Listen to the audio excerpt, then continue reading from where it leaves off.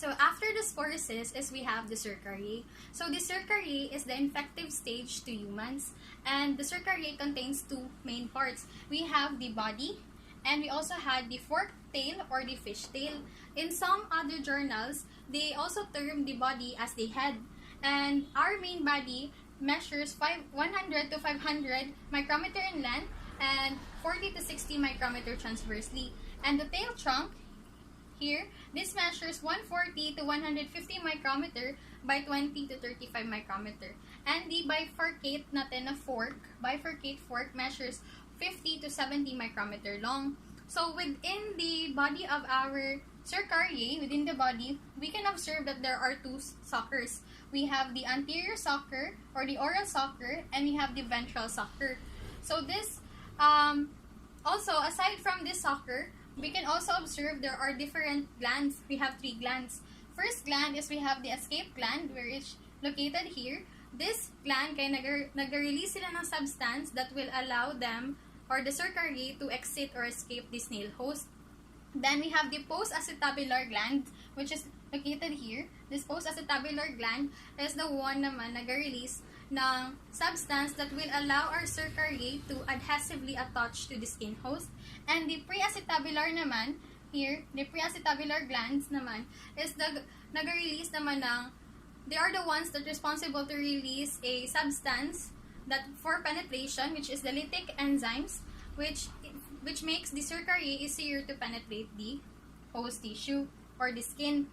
So, as early as 42 days, a snail can actually shed the cercariae, but the average shedding of cercariae is within 62 days.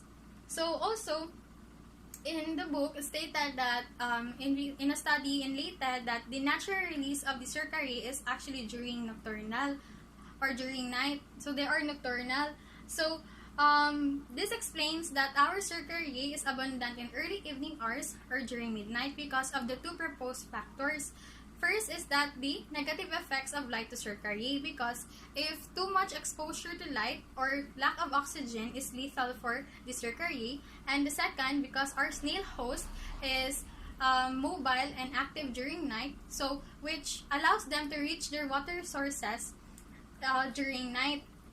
So upon the release of our cercariae from the snail host, they become infective within 24 hours, but actually in some journals, the maximum is 48 hours. So, also, the Schistosoma japonicum cercariae is actually will swim at the surface of the water. Why? Because for easier attachment and penetration to the skin host. So they actually also the same with Myricidia, they actually respond to stimulus, which is the physical and chemical stimulus. So for the physical stimulus, that includes that water turbulence, shadows, and temperature. Pag nakasense ang ating cercariae, they will go to the host, and which it shows also that the preference temperature of our cercariae is 35 degrees Celsius plus minus 3 degrees Celsius, meaning within the range of 33 degrees Celsius to 38 degrees Celsius.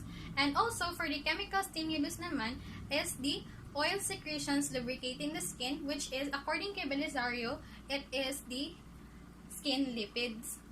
So if the cercariae is successful in penetrating the host, they will actually remove, or they will actually lose their tail and become a schistosomyle or schistosomule rather. So this schistosomule is that they what happens to them is that they will lose their cercarial gycocalyx. They will also, their tegument will be replaced by a 5 to 7 layered membrane, and the new schistosomule can no longer tolerate the saline environment, but they can now tolerate the saline environment of the host. That's why they can survive in serum and the physiologic saline at 37 degrees Celsius. And furthermore, as the schistosomule circulate in the circulation, they will develop the other systems like the rudimentary digestive system as well as the reproductive system of the adult stage. So, the next stage naman natin is the last stage, which is the adult stage. So, what makes this adult stage unique from other trematodes is because the adult stage of our Schistosoma japonicum or Schistosoma species are dioicous, meaning they have a separate male, they have a separate sex, they have a male and a female. So, in this picture, this is actually a pair or a couple worm, wherein the bigger one is the male and the slender one is the female. So, for a picture, here's a picture of a separate sex of the adult stage. So, we have here the female and this is the male. So, the male actually is shorter but sturdier sex.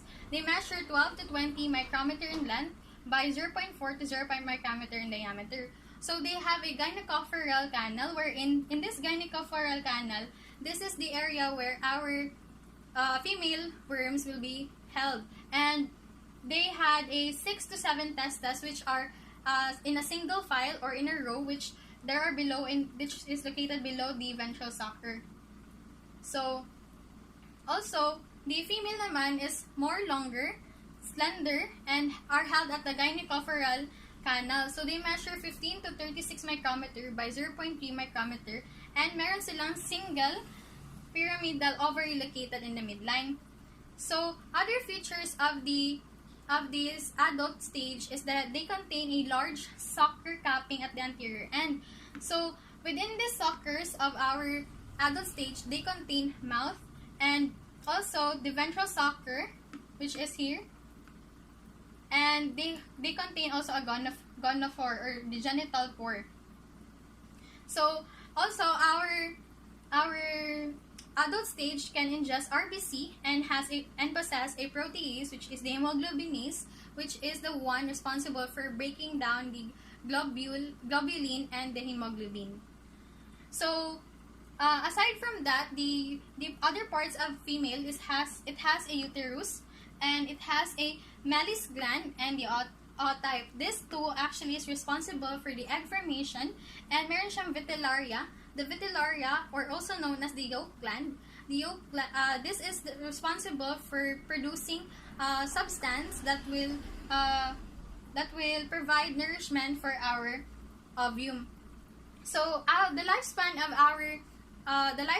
of this adult stage is 3 to 8 years, but they can live up to 30 years in the human host.